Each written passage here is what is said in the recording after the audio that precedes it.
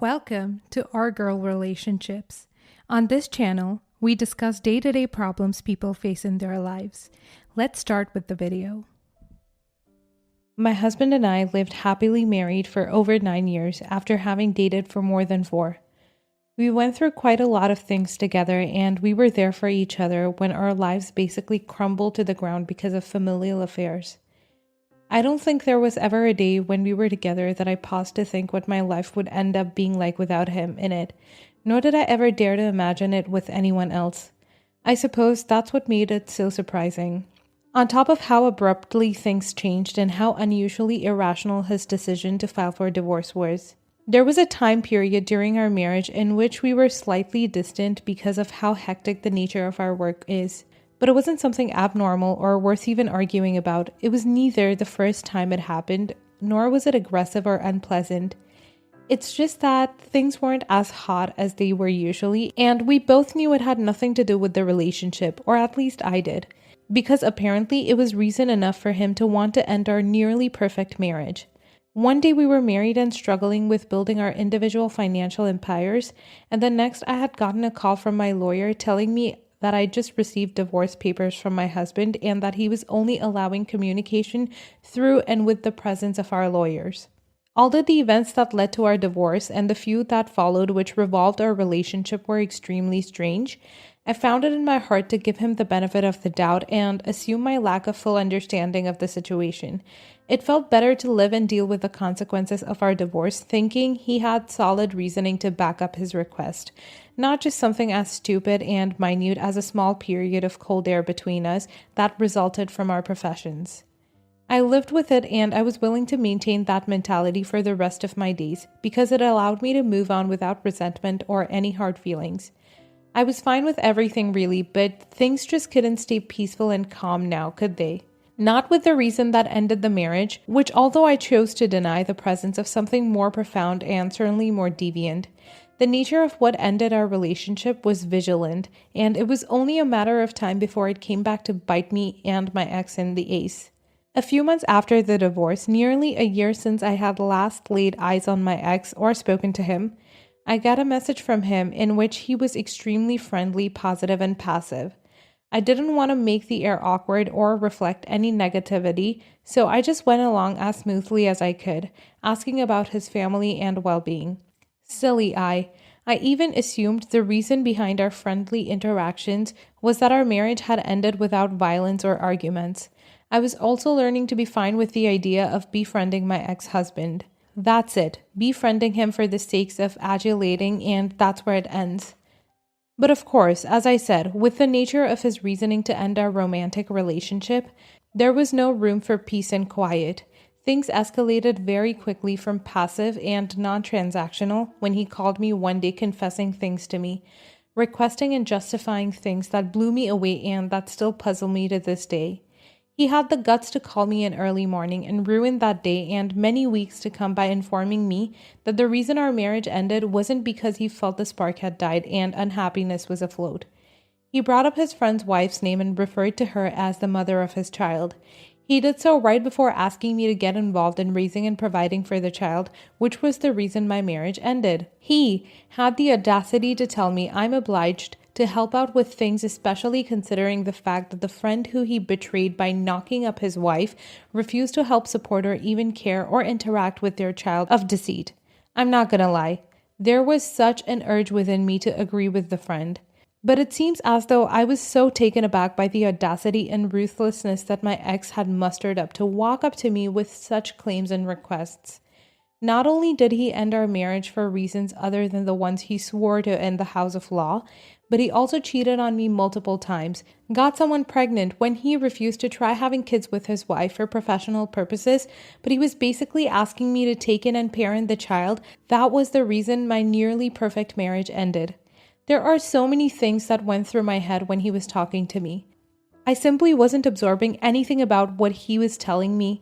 Everything about the whole interaction was built and based on wrong actions and terrible decisions, which had nothing to do with me. He was entitling me to be a family member to something that was the whole reason I'm struggling to interact with people or understand why my marriage was over. I was very surprised and extremely disappointed, to say the least. I didn't really say anything that day. I just let him ramble on and on about how much he'd like for me to be involved and help out with raising the child, making sure to refer to me as the only family she'll ever have, seeing that both his and the mother's families had cut them off when they realized the gravity of their actions and the damage they had caused to their spouses.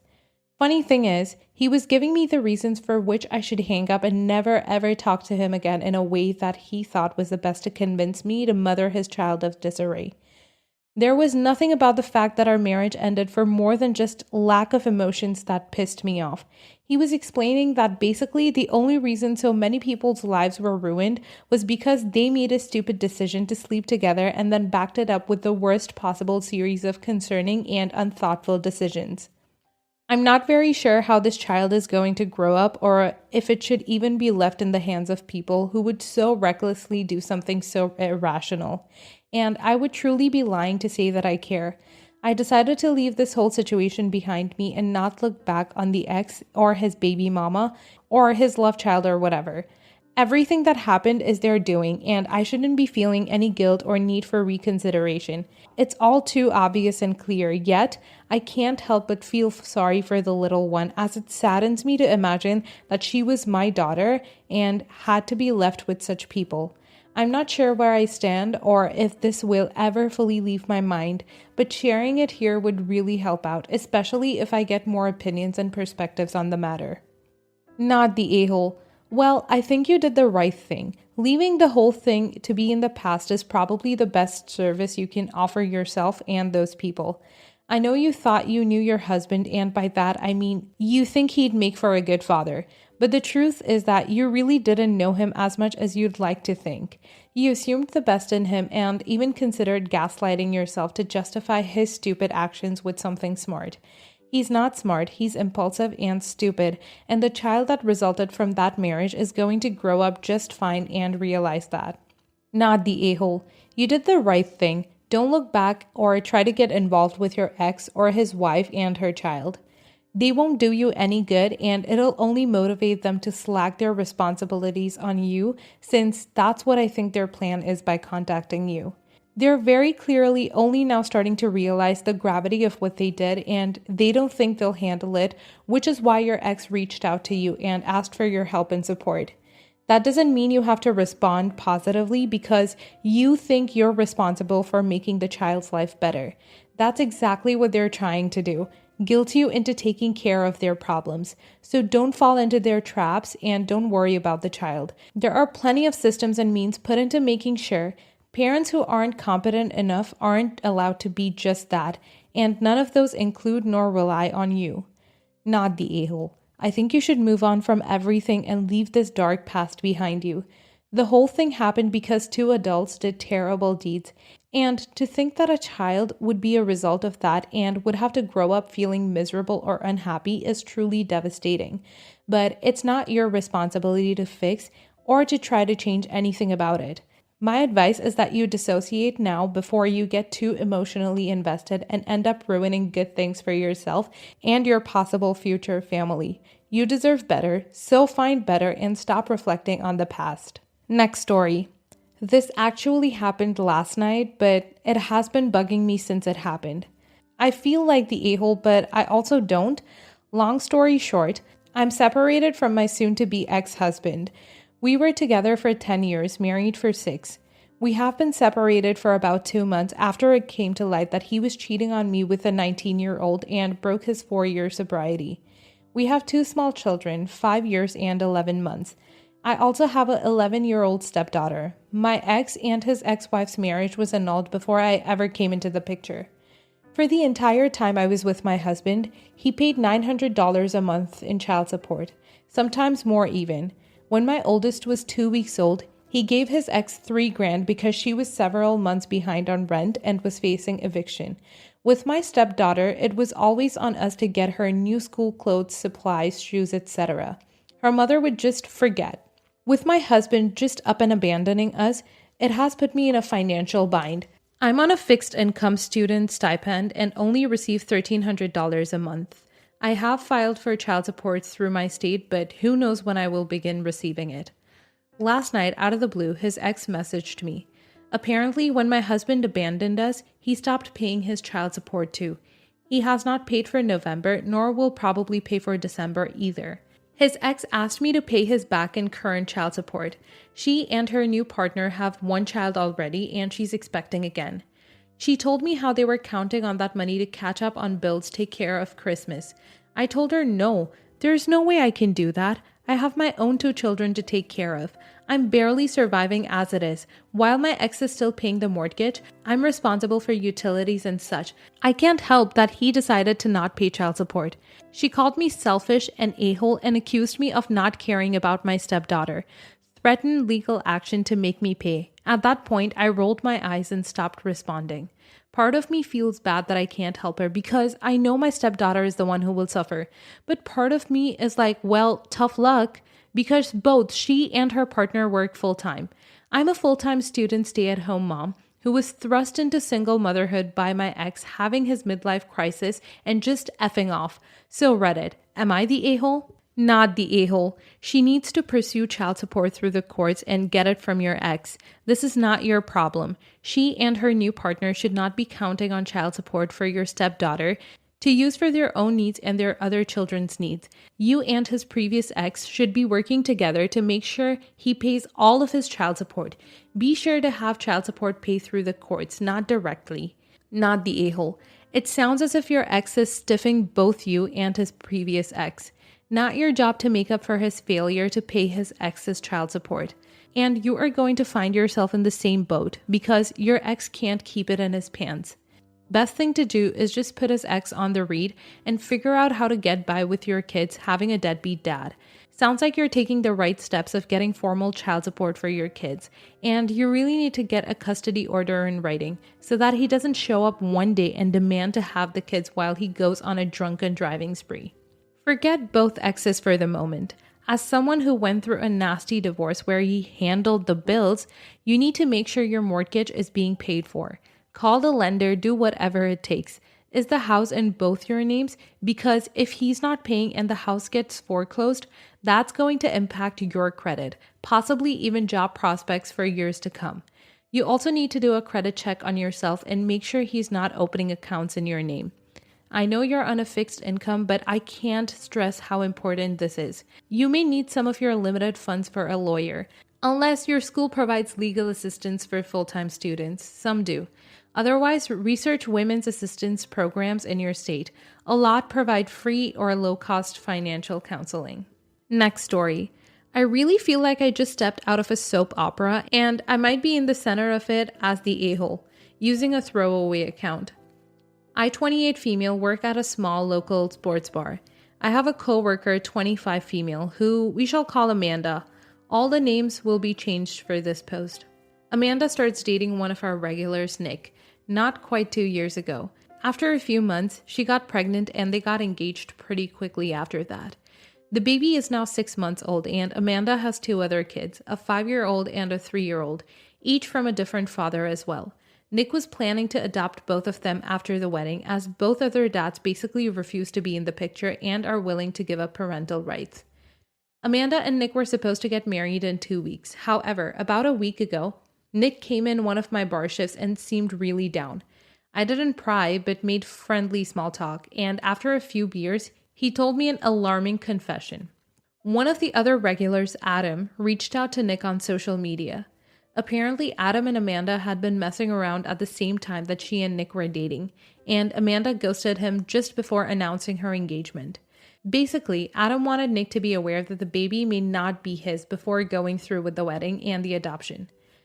I was stunned and told Nick that Adam is a bit unstable to begin with and might be lying out of jealousy as he's always had a thing for Amanda. I asked if he had confronted Amanda and he said no, and he told me he was at a loss as to what to do. I basically said he had 2 choices.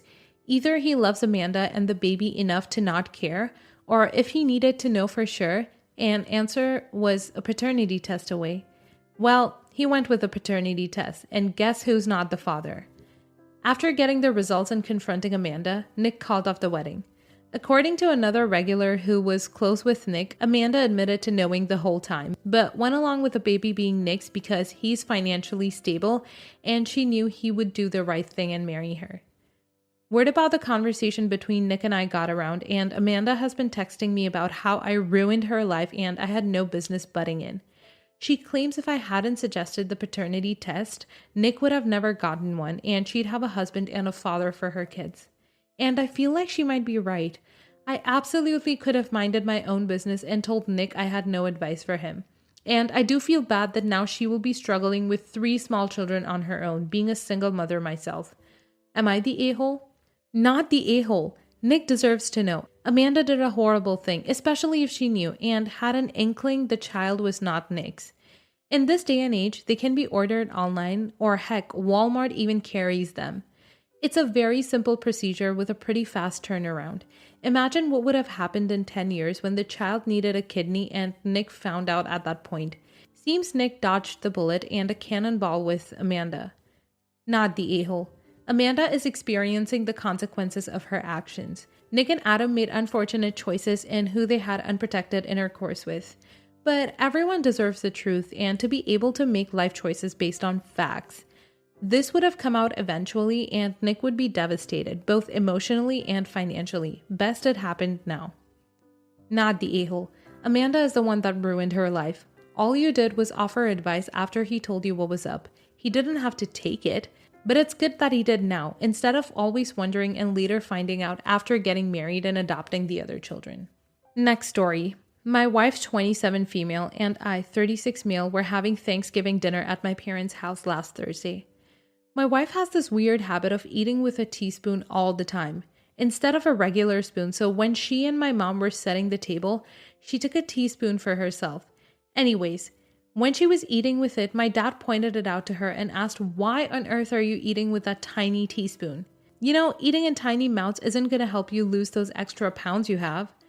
I saw it as a harmless joke at the time and laughed along with it. So did my wife at the time, but when we were going back home, she seemed annoyed with me, and at first I didn't get why until she told me it was because I let my dad joke about her weight and didn't defend her.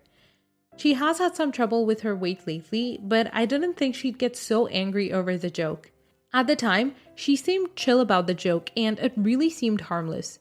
If someone joked about me that way, I wouldn't take it to heart. Personally, I don't think her reaction was reasonable, and I don't get why she's still annoyed at me for it. Edit. Yeah, I get it. I'm an a-hole. But how's it reasonable for my wife to still be mad at me 6 days later when I've apologized multiple times and I wasn't even the one who made the joke? You're the a-hole. She seemed chill at the time because she was in shock and uncomfortable with confronting your dad over his comment and over your silence on the matter. A joke is something that is considered to be funny by all parties, and as she never actually thought it was funny, means it wasn't a joke. That wasn't a joke. That was a really insensitive comment your dad made to your wife. I bet your wife laughing was one of those placating laughs women are conditioned to do when men say insensitive crap that they think is funny. Even so, you could have said something to your dad about his mean-spirited comment. You're the a-hole. You're the a-hole.